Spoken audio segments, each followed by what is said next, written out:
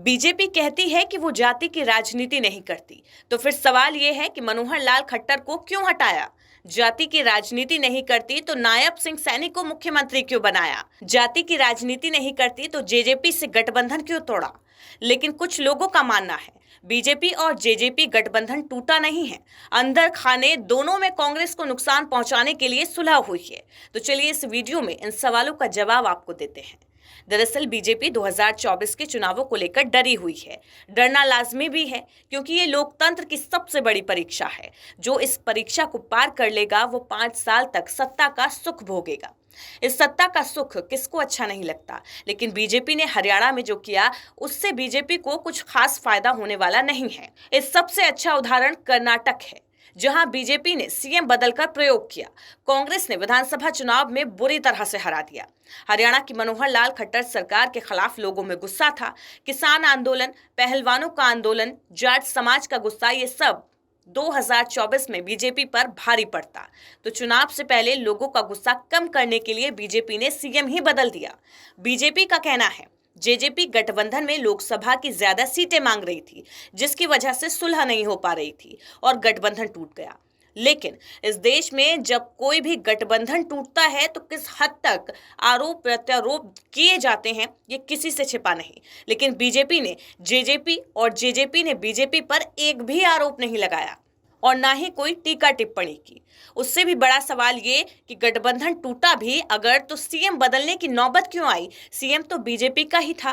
Deputy CM अगर बदल जाते तो समझ आता, ना कि गठबंधन टूट गया। अब दूसरे सवाल का जवाब कि मनोहर लाल खट्टर को क्यों हटाया, तो इसका जवाब ये है, हरियाणा में 25% जाट वोट है, जो बीजेपी और दुष्यंत चौटाला के एक साथ लड़ने पर कांग्रेस के पास ज्यादा जाता। लेकिन अब दुष्यंत चौटाला भी अलग से मैदान में होंगे तो जाट वोट के लिए जेजेपी और आईएनएलडी और कांग्रेस के बीच बंटवारा होगा। जानकार कहते हैं कि फायदे की ही राजनीति रणनीति बीजेपी ने अपनाई है।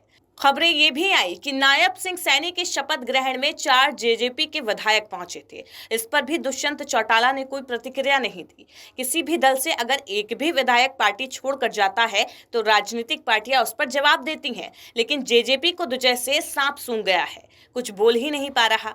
राजनीतिक विश्लेषक इसे भी बीजेपी और जेजेपी की रणनीति से जोड़कर देख रहे हैं। शपथ ग्रहण में 4 विधायकों के पहुंचने से ये खबर तेजी से फैलेगी। जेजेपी पार्टी टूट गई और उसके 4 विधायक बीजेपी के साथ जा रहे हैं। इसका असर ये होगा, जेजेपी को सहानुभूति मिलेगी और उसका फायदा चुनाव में जेजेपी को होगा।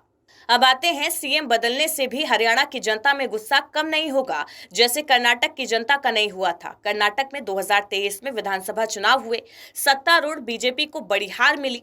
राज्य में कांग्रेस ने सरकार बनाई। कर्नाटक में विधानसभा चुनाव से ठीक 1.5 साल पहले बीजेपी ने सीएम फेस बदला। बीजेपी ने जुलाई 2021 में कर्नाटक के तत्कालीन सीएम बीएस येदियुरप्पा को पद से हटाया और सीएम पद की जिम्मेदारी बसवराज बोम्मई को दी। दक्षिण के दुर्ग को बचाने के लिए बीजेपी के शीर्ष नेतृत्व ने जोर शोर से कोशिश की, लेकिन कामयाबी नहीं मिली। कांग्रेस ने बोम्मई पर भ्रष्टाचार के आरोप लगाए और इसे बड़ा मुद्दा बना दिया। इस बीच येदियुरप्पा समेत अन्य बड़े नेताओं के बीच नाराजगी की खबरें भी आती रही। बीजेपी यहाँ ना एंटी इनकम्बेंसी की काट ढूंढ सकी और नाराज नेताओं को मनाने में सफल हो पाई। इसका सीधा फायदा कांग्रेस को मिला और जीत हासिल की। और अगर लोकसभा चुनाव में ऐसा कुछ हरियाणा में हुआ तो इसका सीधा फायदा कांग्रेस को होगा। लोकसभा चुनाव के नतीजे ही हरियाणा में विधानसभा चुनाव के नतीजे सेट करेंगे, क्योंकि लोकसभा के कुछ ही महीने बाद हरियाणा में विधानसभा के चुनाव होंगे। ऐसे में देखना दिलचस्प होगा हरियाणा की जनता किसको अपनी सराखों पर बिठाती है।